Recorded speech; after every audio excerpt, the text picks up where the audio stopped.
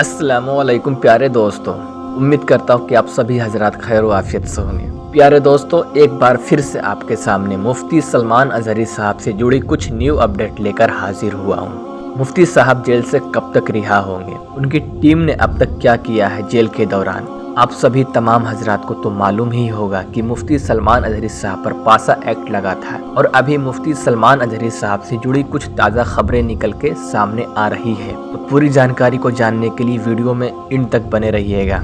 उससे पहले अगर आप चाहते हैं कि हमारे उलमाए किराम मुफ्ती सलमान अजहरी साहब जल्द से जल्द उन कुत्तों के बीच से बाहर आ जाएं, तो आपसे गुजारिश करूंगा कि हमारे चैनल को सब्सक्राइब जरूर कर दें और साथ ही साथ मुफ्ती सलमान अजहरी साहब के लिए जितना हो सके दुआओं में शामिल करें।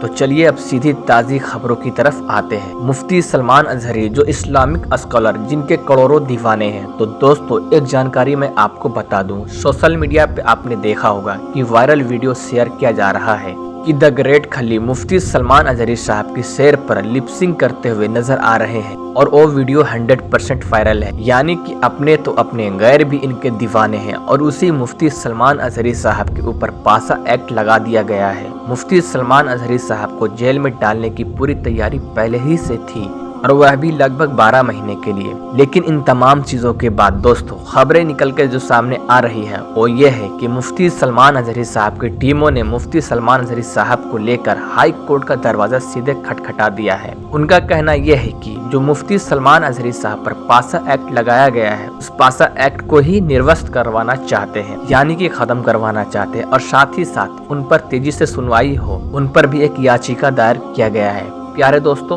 पासा एक्ट सुनने में जितना आसान लगता है वो उतना ही खतरनाक होता है। जैसे कि दुर्दांत अपराधियों के लिए ये पासा एक्ट लगाया गया था 1985 यानी कि 1985 में। मैंने आपको पहले भी बताया था कि मुफ्ती सलमान अजहरी साहब का सारा मामला हाई कोर्ट चला गया है। मुफ्ती सलमान अजहरी के टीमों ने हाई कोर्ट का दरवाजा खटखटा दिया है। लेकिन दोस्तों इससे पहले भी जानकारी निकल के आ रही थी, हाई कोर्ट का दरवाजा चौथे नंबर पर आता है और उसके 3 दरवाजे भी थे जिससे खटखटाया जा सकता था। लेकिन वहां न जाकर क्यों डायरेक्ट गई हाई कोर्ट इनकी टीम, ये आप पूरी वीडियो देखने के बाद कमेंट सेक्शन में जरूर जाकर बताएंगे। और ये भी कहा गया था कि आप 12 दिन बाद भी आप याचिका लगा सकते थे जिसने आपके ऊपर पासा एक्ट लगाया था, और अगर अफसर चाहता तो पासा एक्ट को हटा सकता था। लेकिन क्या मुफ्ती सलमान अजहरी साहब के मामले में यह कुछ हो पाता?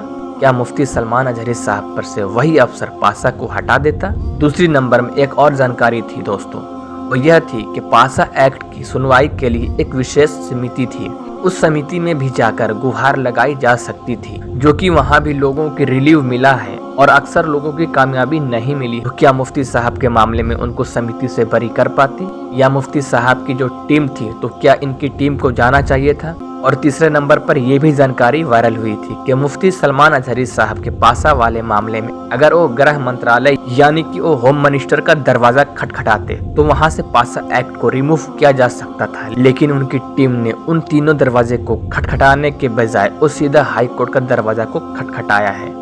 बहुत सारे लोग अपनी अपनी राय प्रस्तुत कर रहे हैं और लोगों को दिमाग में अलग अलग बातें आ रही है कि उनकी टीम ने ऐसा कुछ क्यों किया।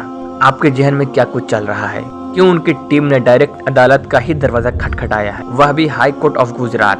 आप अपनी राय कमेंट में जरूर दीजिएगा। साथ ही साथ यह भी आपको बता देते हैं कि जिन लोगों पर यह कानून आयद करने के लिए बनाया गया था, ये अपराधियों के लिए बनाया गया था, तो क्या हमारे मुफ्ती साहब भी दुर्दांत अपराधी हैं? दुनिया भर से लोगों का यही सवाल आ रहा है कि जब इसके लिए यह कानून था तो मुफ्ती सलमान अजहरी साहब पर क्यों लगाया गया ये पासा एक्ट का कानून? तो दोस्तों मैं बता देना चाहता हूँ कि दोस्तों सारी बातों का एक ही निचोड़ है कि उनको फंसाने की साजिश बहुत सालों से चल रही थी। लेकिन घबराए नहीं दोस्तों, जीत हमेशा हक की ही हुई है, बातिल की कभी नहीं। आखिर में मैं बस इतना ही कहूँगा कि मुफ्ती साहब के लिए जितना हो सके दुआ करें कि मुफ्ती सलमान अजहरी साहब को जल्द से जल्द रिहाई हो जाए।